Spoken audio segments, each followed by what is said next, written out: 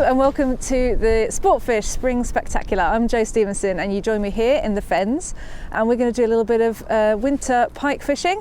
The conditions today are quite bright, it's very windy, which is pretty synonymous with the Fens. Before we get fishing, let's have a look at some of the tackle we're going to be using today.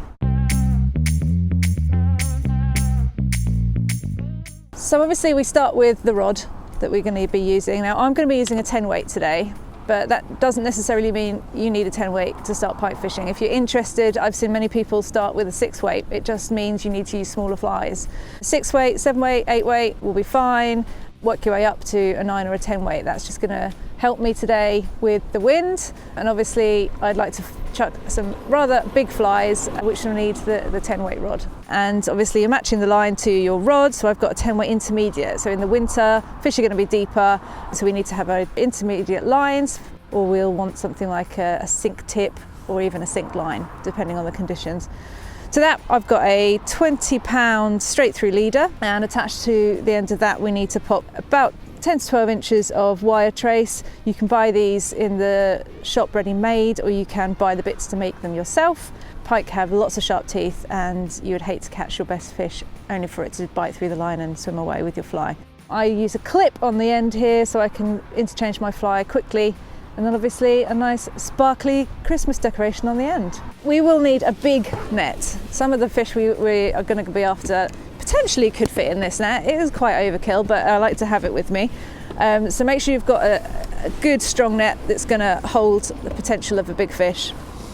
They are delicate despite the fact they look fairly prehistoric, so I always bring a little landing mat with me so that I can get it out and safely unhook it on the bank if I need to. And obviously, as I mentioned before, they have some really sharp teeth, so you don't want to get your fingers anywhere near them. They do have an anticoagulant in their saliva, so you will bleed for days if you get nicked. So make sure you've got a few options with you depending on how things are going. It's also very important to have some kind of pliers which have a wire cutting ability. I think just in case worst comes to worst and you really can't get that hook out, you can help the pike by getting the wire out of its mouth.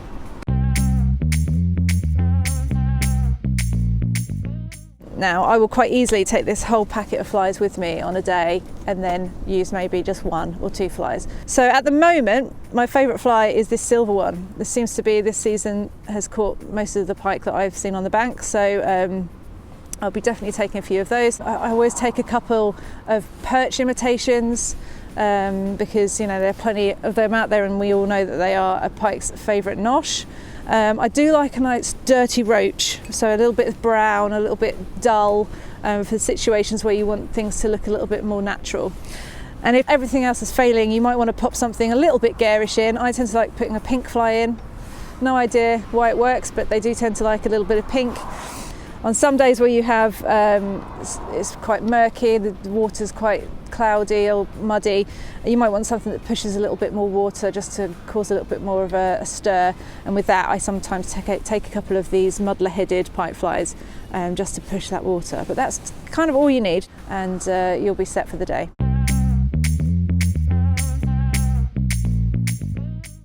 So we're going to have a quick chat now about Watercraft and some of the bits and pieces we might need to know once we're out on the bank.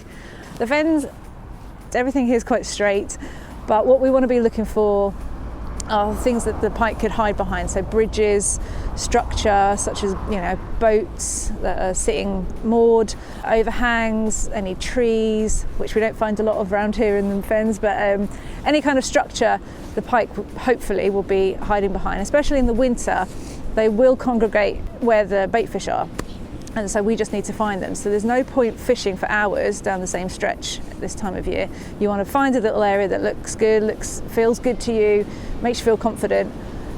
Spend half an hour there chucking some flies. If no joy, then you move on somewhere else.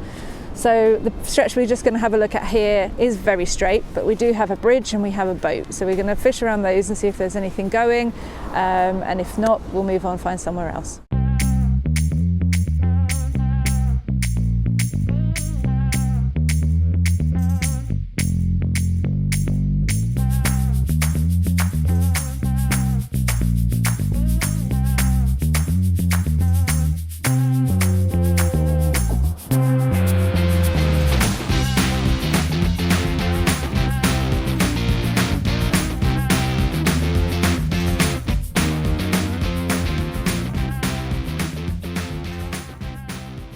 So we're back at the car. We've spent about an hour on this stretch here, fishing a couple of different spots with no success. It's horrendously windy, so we're going to move on to another spot, try and find a little bit of shelter and a bit more structure and see what we can winkle out.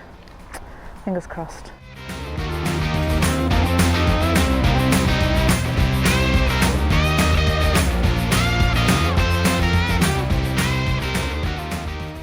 So we've changed locations. This one's got a little bit more structure. You can see some overhanging trees and bits and pieces over here. So just changed the fly from my silver pattern to this. It's a kind of a mix between a slightly garish fly-tyer with a bright orange throat here, but it looks a bit perchy. So I'm just trying to change something to a bit more natural, just because I've been casting the silver fly for quite a bit of time now. And I've had no interest, despite that it's my favourite fly, and there is something to be said about fishing with something you feel confident with. And very much likely, if I don't have anything from this, I'll probably go back to the silver fly. But I'm going to try this one for a little while. The water here is actually quite clear today, so a nice natural pattern is a good idea when the conditions are like this. The thing with pike fishing is varying your retrieve. Sometimes they'll just follow and you just need to kill the fly and then start stripping again. And another thing I think is really good about pike fishing when you're just starting out is you don't need to be super accurate, and you don't need to be able to cast massive lengths like you do with trout fishing. I sometimes struggle with trout fishing with the accuracy because I get a little bit overexcited and just can't get the fly where it's supposed to be. But with pike, you know, you don't need to be accurate because you're not sight fishing. You're not trying to aim the fly in a specific location every single time. You don't need to be able to cast massive distances. And yes, double hauling will help in the long run if it's something you want to continue to work at. But in the early days, you don't need to learn to double haul. You can go out with the skills you already have and just have a crack at it.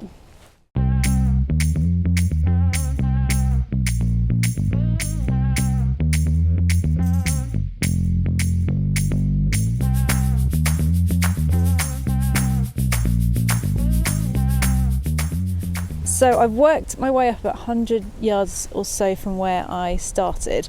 Obviously been using this fly for a little while now, and he's had no interest, which makes me sad because he's a pretty little fly. So I'm going to go back to the fly that I had most confidence in, which was my silver fly. So I'm going to change back to that one and give that another go and see if he can bring home the bacon.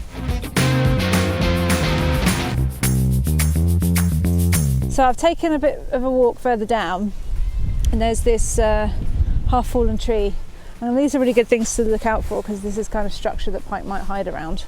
The wind, as you can see, is still rather strong, so to take into account, because we're casting big flies, you don't want to be casting dangerously where you're going to end up with that fly in the back of your head. So I'm going to have to try and cast out this direction, so I'll probably go to the other side of the tree, cast a few flies out this direction and bring them around past the tree and see if there's anything hiding around it.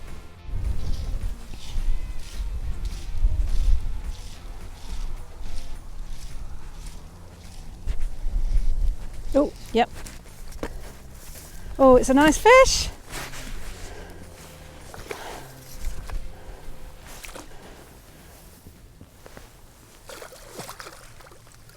Yes.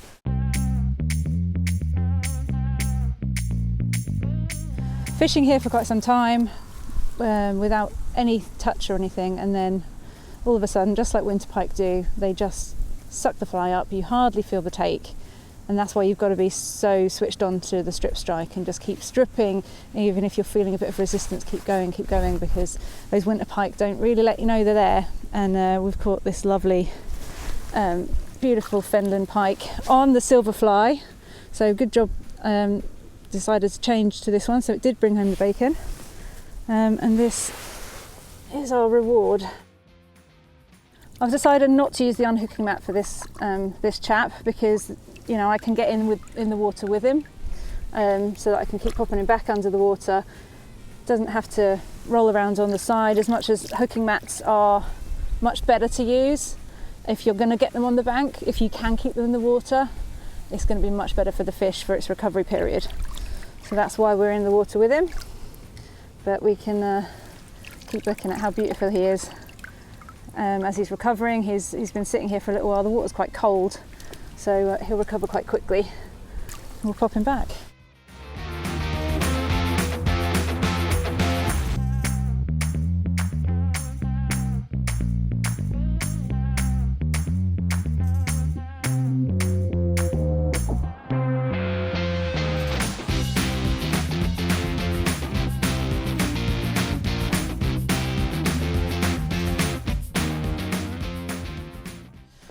So the light is beginning to fade. We're getting to the end of the session now, so I thought I'd take a minute to just give you my 3 top tips for winter pike fishing. First, I would say that the pike themselves are quite sleepy, they're quite cold, so don't expect a ferocious take. So hold your nerve, and when you feel some resistance at the end of the line, stick with it, keep retrieving, practice that strip strike, and it will hopefully pay off for you. Secondly, keep moving.